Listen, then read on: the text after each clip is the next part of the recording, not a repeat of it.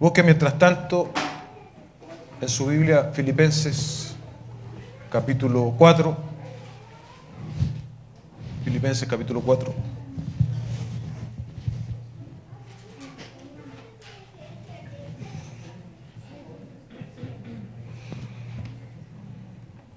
Daremos lectura hoy. Bueno, vamos a leer nuevamente, hermanos, estos 10 versículos. Pero nuestra predicación se va a centrar en los versículos 17 al 20. Pero vamos a leer nuevamente para cerrar esta miniserie dentro de Filipenses. Vamos a leer los 10 versículos para recordar lo que hemos visto y para honrar también el contexto en el cual esto fue escrito. Amén. Vaya entonces conmigo a Filipenses capítulo 4, versos 10 al 20. Vamos a dar lectura en el nombre del Señor. Me alegré grandemente en el Señor de que ya al fin han reavivado su cuidado para conmigo. En verdad, antes se preocupaban, pero les faltaba la oportunidad. No que hable porque tenga escasez, pues he aprendido a contentarme, cualquiera sea mi situación. Sé vivir en pobreza, sé vivir en prosperidad. En todo y por todo he aprendido el secreto tanto de estar saciado como de tener hambre, de tener abundancia como de sufrir necesidad. Todo lo puedo en Cristo que me fortalece. Sin embargo, han hecho bien en compartir conmigo en mi aflicción.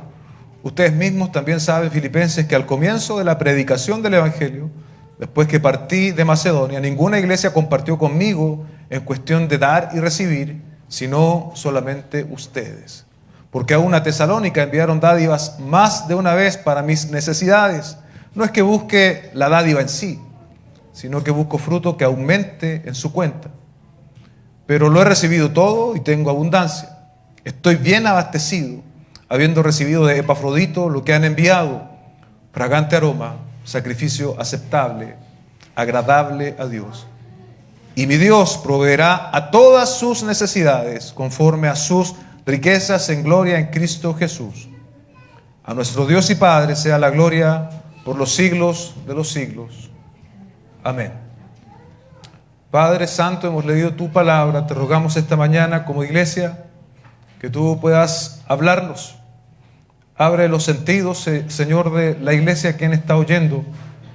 Y también afina, Señor, la sintonía del predicador, por así decirlo, para hablar en conformidad a tu palabra, Señor.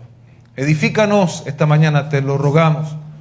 Así como nuestro cuerpo tiene necesidad de alimento, de bebida, así nuestro espíritu esta mañana, Señor, necesita de tu palabra. Te rogamos, por lo tanto, que seamos cada uno de nosotros, al ser expuestos a tu enseñanza, nutridos espiritualmente. Te lo pedimos en el nombre de nuestro Señor Jesucristo. Amén y amén. El título de esta predicación es El verdadero valor de la ofrenda. Cuenta una historia que un niño se sentó a la mesa para comer. Antes que su madre le viera, empezó a cortar trozos de carne de gallina y logró esconder un buen montón. La madre le descubrió y le dijo: ¿qué vas a hacer con esa carne? Nada, dijo el niño avergonzado, ninguna cosa mala. Solo quise reunir una buena parte para mi perro. Pues no, le dijo la mamá, tú come lo tuyo y yo me encargaré del perro. Al terminarse la comida, la madre recogió las sobras, huesillos y demás desechos que halló en los platos y se los dio al niño para que se los llevara al perro. En el patio, el pequeño llamó a su perro y le entregó la comida diciendo con tristeza: yo te había preparado una ofrenda, pero mi mamá te manda esta limosna. ¿Qué das tú, iglesia? ¿Ofrenda o limosna? ¿Das de lo mejor y con alegría de corazón para el sostén del culto o das sobras? Aprende a amar la obra y a contribuir, dice esta historia.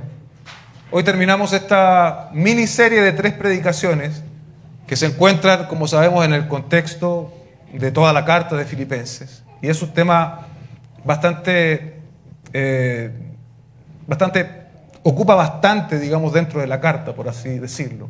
Y sabemos que el tema es precisamente las ofrendas y sus ramificaciones. Es lo que hemos visto básicamente durante estas 3 semanas. Y es lo que, por gracia del Señor, vamos a terminar hoy, viendo el verdadero valor de la ofrenda y viendo también lo que el texto nos propone. Por lo tanto, el primer punto de nuestra predicación está centrado en el versículo 17 y yo le he denominado buscando el fruto. Les dice el apóstol a los filipenses, no es que busque la dádiva en sí, sino que busco fruto que aumente en su cuenta. El objetivo fundamental del apóstol no es recibir ofrendas de los filipenses. Por eso él dice, no es que busque dádivas en sí. Aunque sí son útiles para su ministerio, para su sustento, lo que el apóstol persigue en los filipenses y en todas las iglesias que él ministraba era precisamente la madurez, el crecimiento, la semejanza a Cristo. ¿Qué nos dice el texto? Dice, busco fruto que aumente en su cuenta. Otra vez utilizando un término de carácter económico. Y como habíamos dicho la semana anterior, y también para aquellos que no vinieron, esa cuenta es la cuenta de dar y recibir. Y los filipenses no conformaron la estadística mayoritaria de las iglesias de su época. No estaban en la mayoría de las iglesias de la época, porque la mayoría de las iglesias de las cuales Pablo fundó y estableció, precisamente dice en el verso 15 del mismo capítulo, ninguna iglesia compartió conmigo en cuestión de dar y recibir, sino solamente ustedes. Los filipenses eran la excepción de lo que debía ser una norma. ¿Sí? Las iglesias debiesen haber compartido con el apóstol Pablo en cuestión de dar y recibir. Ahora, no solo es necesaria una muestra consistente cuando nosotros recibimos de una ofrenda. Sabemos que es mucho más que eso. La evidencia natural de dar, amados hermanos, en un sentido específico en el texto, es generosidad. Pero esta verdad del principio de recibir y de dar es útil para cualquier otro principio espiritual. Si tú eres enseñado en el amor, por ejemplo, debiésemos también aprender a amar. Ahora, específicamente lo que el texto nos está hablando, ¿no? Ya de hace 2 semanas atrás, es este asunto de las ofrendas. Para ilustrar esto del recibir y de dar, quiero utilizar a modo de ilustración lo que nos cuenta Mateo capítulo 13, verso 19. Para los que no recuerdan, este es el texto de la explicación que el Señor da de la parábola del sembrador. Básicamente hay 4 terrenos que representan 4 tipos de personas, una misma semilla y básicamente 2 resultados de todo lo que se está exponiendo. En 13:19 dice, a todo el que oye la palabra del reino y no la entiende, fíjese allí, oye pero no entiende, el maligno viene y arrebata lo que fue sembrado en su corazón. Este es aquel quien sembró la semilla junto al camino. La consecuencia es que está sin fruto. ¿Amén? Escenario 2, versos 20 y 21, bien digo. Y aquel en quien sembró la semilla en pedregales, este es el que oye la palabra, enseguida la recibe con gozo. Este es un oidor entusiasta, ¿sí? Entusiasta, la recibe con gozo, con alegría. Pero mira lo que pasa en el verso 21. Pero no tiene raíz profunda en sí mismo, sino que solo es temporal. Y cuando por causa de la palabra viene la aflicción o la persecución, enseguida se aparta de ella, otra vez, en consecuencia, queda sin fruto. Ya los resultados son los mismos. Un tercer escenario en 13:22 nos dice, y aquel en quien se sembró la semilla entre espinos, este es el que oye la palabra, pero las preocupaciones del mundo y el engaño de las riquezas ahogan la palabra y se queda sin fruto. Esos son los 3 escenarios distintos por distintos factores, pero que oyen, pero que no dan fruto. Y el cuarto que sí da fruto es el siguiente. En el verso 23 se nos dice, pero aquel en quien se sembró la semilla en buena tierra, pero el Señor, espero en el Señor nosotros seamos buena tierra, iglesia. Este es el que oye la palabra y la entiende. Amén. Este es el que oye la palabra y la entiende. Este sí da fruto y produce. Uno a 100, otro a 70 y otro a 30 por 1. Estos 4 escenarios, solamente en uno hay productividad, y en ese escenario donde hay productividad, incluso la productividad no es igual, es disímil. Hay uno que da 100, otro que da 70 y otro que da a 30. Pero debe fructificar. El escenario, amados, de la buena tierra es el escenario del cristiano genuino. Algunos darán fruto a 100, gloria al Señor por los de 100. Algunos darán a 70, gloria al Señor por ese promedio. Y algunos a 30, gloria al Señor también por esos que están más abajo, pero que el Señor ha dispuesto que den a 30. Lo importante es que nosotros también observemos si estamos en alguno de estos escenarios. Qué calamidad es que caminando en la fe por años no hayamos llegado a dar ningún fruto. ¿Cómo sabré en el fondo qué tipo de tierra soy? Por el fruto. El cambio efectivo que Dios opera en el corazón de cada uno de nosotros cuando somos confrontados a la palabra. Si frente a una enseñanza como esta no hay ningún cambio en nosotros, nos estamos pareciendo más bien a esa tierra infértil que no es capaz de producir absolutamente nada. Hoy en día muchas iglesias se han transformado en un lugar donde las personas van de manera exclusiva a recibir. Dichas iglesias enfocan su manera de hacer iglesia en estudios de mercado. Su paradigma es que la gente viene aquí a sentirse bien. Ya tienen muchas cargas durante la semana, muchos problemas familiares, económicos, enfermedades. Entonces, si vienen a la iglesia, tenemos que brindarles un espacio donde ellos se sientan bien. Básicamente, deben ir a esos lugares a recibir, solo a recibir, solo a recibir. Son lugares que están en general abarrotados de personas. Hay una buena charla, hay una buena música, hay un buen ambiente, pero poco fruto. Es una generación de cristianos que solo están en disposición de recibir, pero nunca de dar.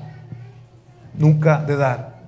La dádiva, volviendo a nuestro texto, es importante. La dádiva permite sostener y proyectar el ministerio, la obra del Señor. Pero lo fundamental, iglesia, no es la dádiva en sí, como dice el apóstol Pablo. Lo fundamental es el fruto. Lo fundamental es el fruto, porque finalmente el fruto convierte a la dádiva en una consecuencia natural y no en una imposición artificial. ¿Entendió bien eso? El fruto convierte a la dádiva en una consecuencia natural y no en una imposición artificial. Dios desea que nuestro fruto aumente en nuestra cuenta, así como había aumentado en la cuenta de los filipenses.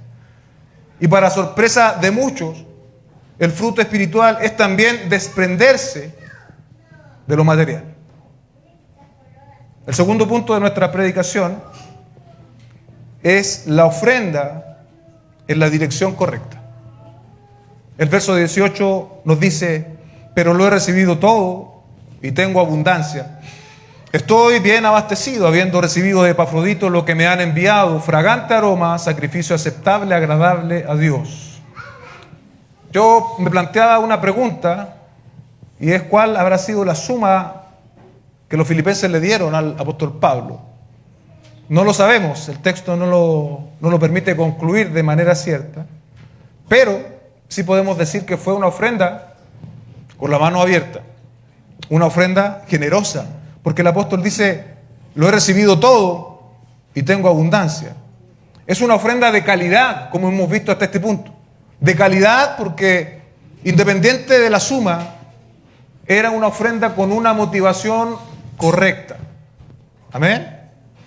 Pero no solo era una ofrenda de calidad, sino también era una ofrenda importante en su cantidad. Diremos entonces que esta ofrenda, cuantitativa y cualitativamente, fue una gran ofrenda. Cuantitativamente se refiere a la cantidad y cualitativamente a la calidad. Fue una gran ofrenda. Los filipenses no escatimaron.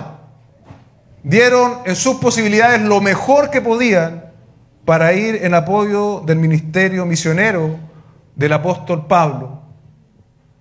Él dice: y tener abundancia. Abundancia es más de lo necesario. Fue tan generosa esta ofrenda hacia Pablo que él llegó a tener más de lo necesario. Y luego añade: estoy abastecido. La NBI dice de esta misma frase: tengo hasta de sobra. Así quedó el apóstol Pablo cuando él recibe esta ofrenda.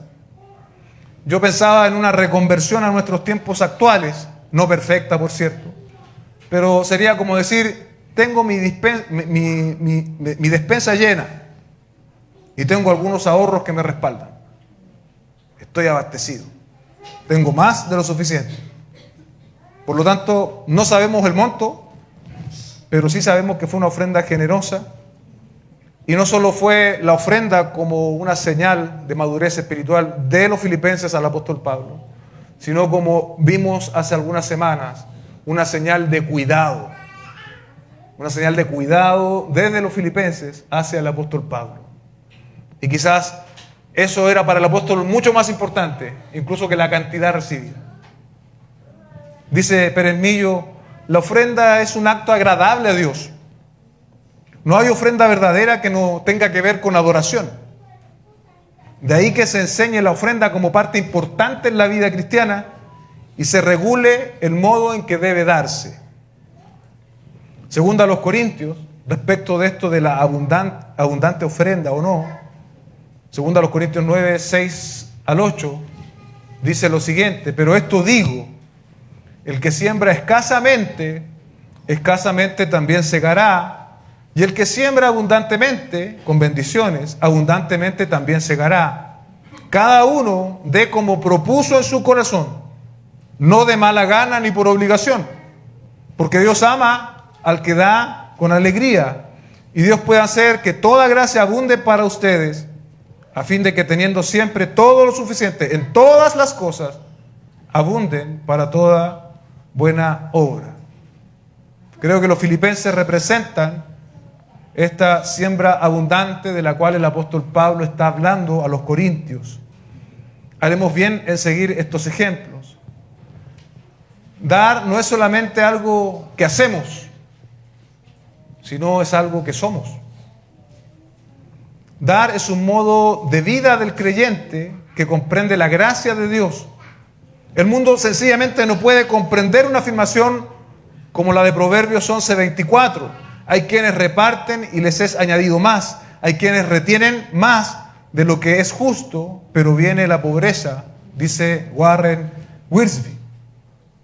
Dicha ofrenda, iglesia, como bien menciona el texto, fue llevada hasta su destino, es decir, el apóstol, por Epafrodito.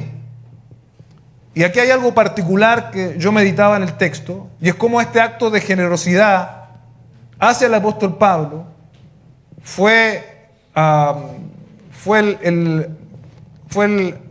escenario que Dios propició para que el apóstol escribiera esta carta. ¿Qué quiero decir? Que un acto de generosidad producto de un corazón maduro o de corazones maduros, de una iglesia madura, abrió una ventana para recibir una epístola como esta.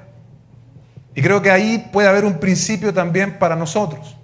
En tanto nos movemos en la voluntad del Señor, Dios también abre posibilidades para que sigamos madurando y creciendo a la semejanza a Cristo. Pero si estamos sin movernos, sin responder a la palabra, sin ser obedientes, sin ser diligentes, difícilmente vamos a madurar más, vamos a crecer más. Los filipenses y nosotros, casi 2000 años después, fuimos o somos, estamos siendo edificados, exhortados, confrontados y animados por esta palabra.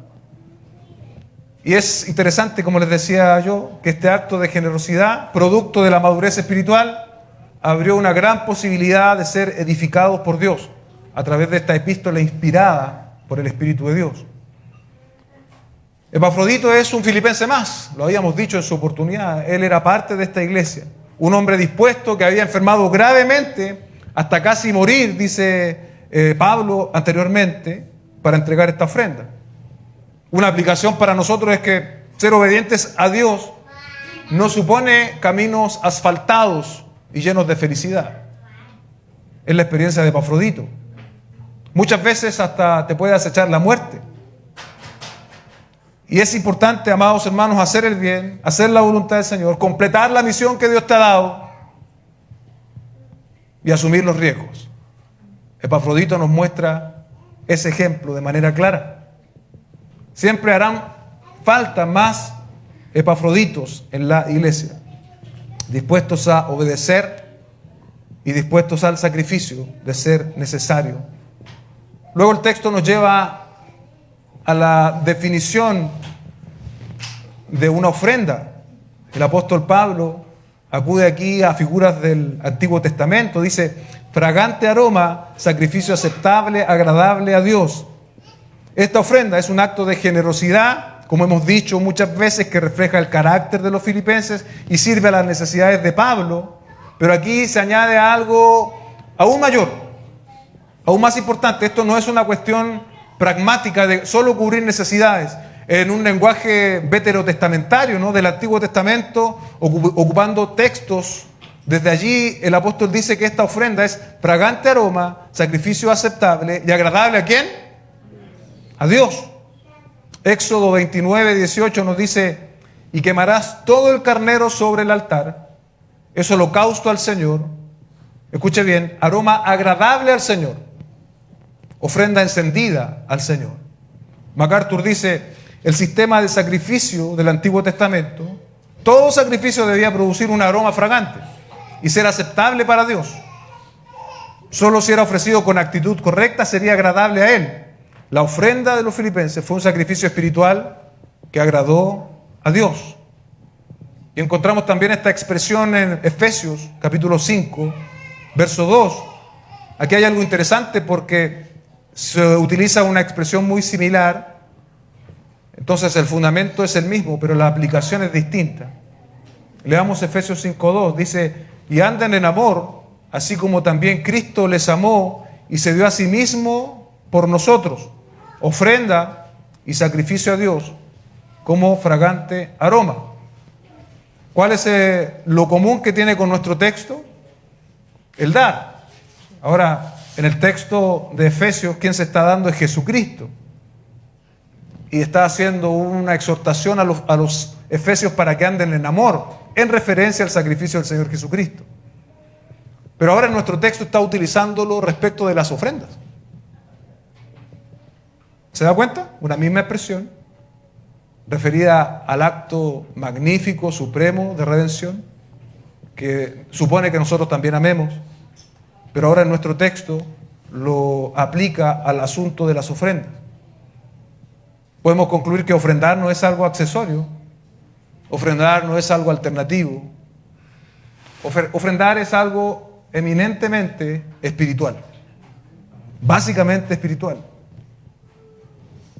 Los filipenses dieron ofrendas para Pablo, pero lo estaban haciendo finalmente ¿para quién?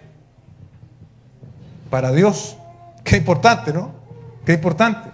Ese enfoque de que cuando damos, lo damos para Dios, debiese cautivar nuestros sentidos, debiese cautivar nuestra agenda económica, debiese cautivar nuestro presupuesto. Cuando damos, nos damos a las necesidades específicas de la iglesia. Damos fundamentalmente a Dios.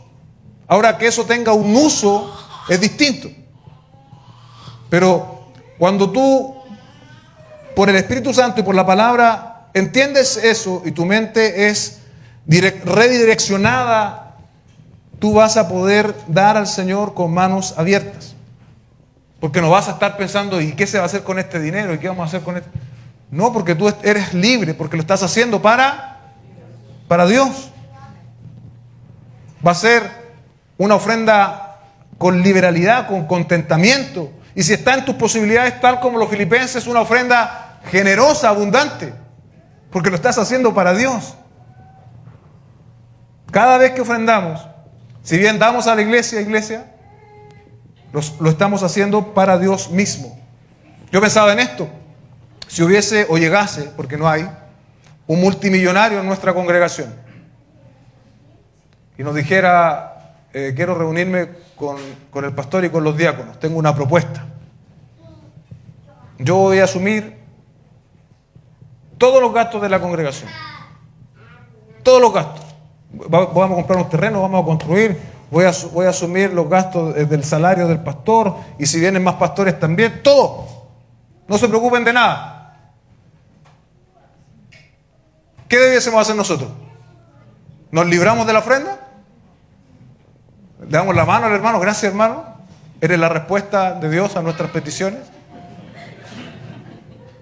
Definitivamente debiésemos seguir ofrendando, porque no ofrendamos primordialmente para cubrir las necesidades de la iglesia. Tú no ofrendas para sostener al pastor, para pagar un lugar.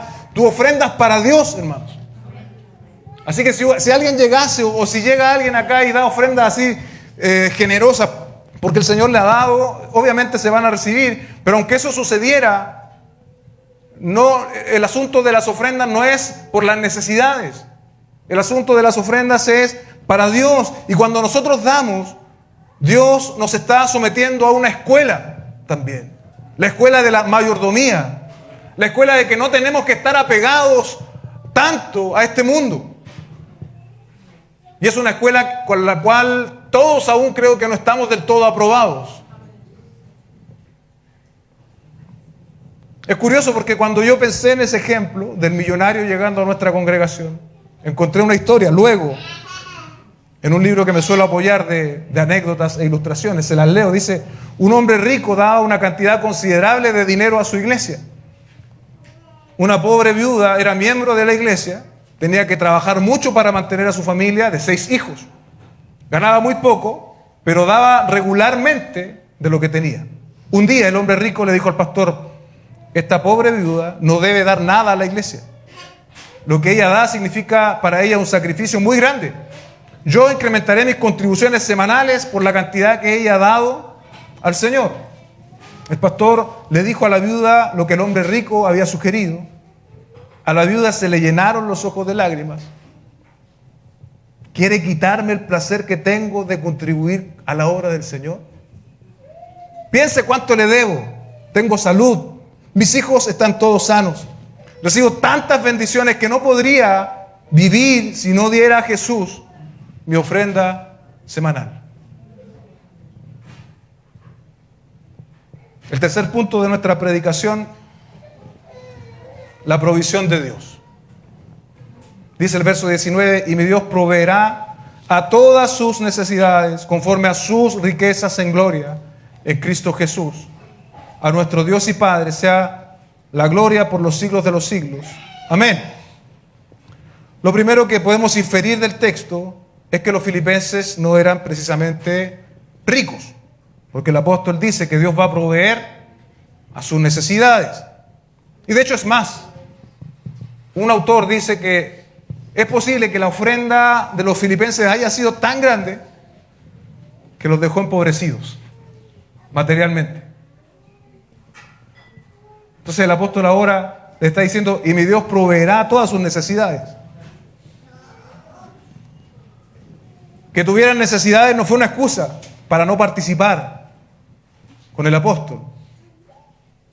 Y cada uno de estos miembros de la iglesia en Filipos participó en las necesidades. Fueron capaces de apartar algo para ir en ayuda del apóstol. Pablo les afirma entonces que es Dios quien atenderá todas sus necesidades físicas y no las va a atender en el parámetro de lo normal, sino que dice que lo va a atender conforme a las riquezas en gloria en Cristo Jesús. Preguntamos: ¿qué serán estas riquezas? Probablemente se pueda hacer una predicación de las riquezas en gloria en Cristo Jesús, pero lo que quiero decir es que son riquezas inagotables, e incluso son riquezas que van más allá de lo material. Son riquezas en gloria, son riquezas celestiales. El doctor Howard Hendricks y su esposa visitaron México para impartir unas conferencias especiales. En un tiempo libre los llevamos a conocer uno de nuestros centros comerciales más grandes y lujosos del Distrito Federal. Al pasar por los pasillos de una galería de artículos finos de cristal, porcelana, plata, cerámica y otros singulares, el doctor Hendricks exclamó, ¿había visto ustedes tantas cosas bellas que realmente no se necesitan para vivir y podemos prescindir de ellas? Podemos desearlas y nos pueden gustar en gran manera, pero ¿las necesitamos? ¿Podríamos seguir viviendo sin comprarlas? ¿Nos las suplirá el Señor?, dice un autor. Porque el texto menciona, iglesia, que Dios va a atender nuestras necesidades, no nuestros caprichos. Dios atenderá no solo algunas de nuestras necesidades, sino todas nuestras necesidades. Y cada una no lo hará simplemente en el plano de lo material, sino que también lo hará conforme a sus riquezas en gloria. Esto está incluyendo las legítimas necesidades físicas, materiales, pero como son conforme a las riquezas en gloria, me atrevo a decir que va más allá de lo material incluso. Va más allá de lo material. Mateo 6:26, el Señor dice: miren las aves del cielo, que no siembran ni ciegan, ni recogen en graneros, y sin embargo, el Padre Celestial las alimenta. ¿No son ustedes de mucho más valor que ellas? Así como los filipenses suplen con abundancia el ministerio del apóstol Pablo, de manera mucho más abundante ahora, Dios, quien es dueño de todo y lo controla todo, suplirá también las necesidades de sus hijos. Por tanto, iglesia, cuando nosotros damos, ¿sabe a qué nos estamos pareciendo?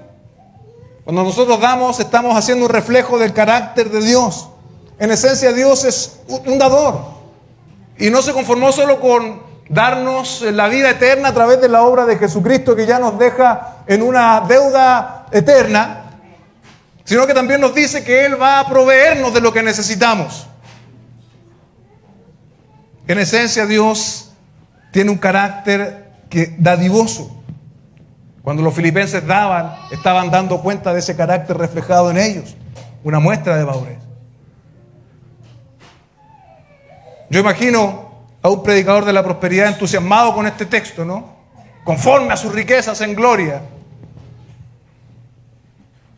Dice un autor: Dios siempre proveerá a los que son dadores generosos para que den más. Esto no significa que vayan a tener más para su uso personal, sino más para dar a las causas del Evangelio. A las causas del Evangelio. Todo este tema que nosotros partimos hablando en el versículo 10, cierra en el versículo 20. Y mire cómo cierra: a nuestro Dios y Padre sea la gloria por los siglos de los siglos. Amén. Es decir, el dar generoso de los filipenses, el dar espiritual representado por el apóstol Pablo, el recibir material en la persona del apóstol Pablo y el recibir espiritual en los filipenses. Todas y cada una de las dinámicas del dar y recibir no son para exaltar a ningún hombre. No son para exaltar la dadivosidad de los filipenses, ni el gran ejemplo del apóstol Pablo, ni su contentamiento incondicional, ni a los filipenses por su generosidad. Única y exclusivamente, Dios debe recibir toda la gloria. Toda la gloria es para Dios. ¿Recuerda lo que decía el apóstol Pablo? Todo lo puedo en Cristo que me fortalece. Bueno, eso es gloria a Dios. Sé vivir, sé contentarme en abundancia, en escasez. Gloria a Dios. Los filipenses dieron una ofrenda que probablemente les dejó pobres. Gloria a Dios. Todo es para la gloria de Dios, iglesia. ¿Experimentas contentamiento a toda prueba? Da gloria a Dios. ¿Has aprendido a ser generoso? Da gloria a Dios. Dios te ha provisto de maneras inesperadas. Da gloria a Dios. Tal vez no estamos en situación de responder afirmativamente a cada una de las preguntas que yo he hecho. A lo mejor podríamos afirmar una o dos, o a lo mejor no podemos afirmar ninguna. No experimentamos contentamiento a toda prueba. No hemos aprendido a ser generosos. Por lo tanto, debiésemos orar juntos, iglesia, para que Dios reforme nuestros corazones a la luz de esta enseñanza que hemos compartido estas 3 semanas.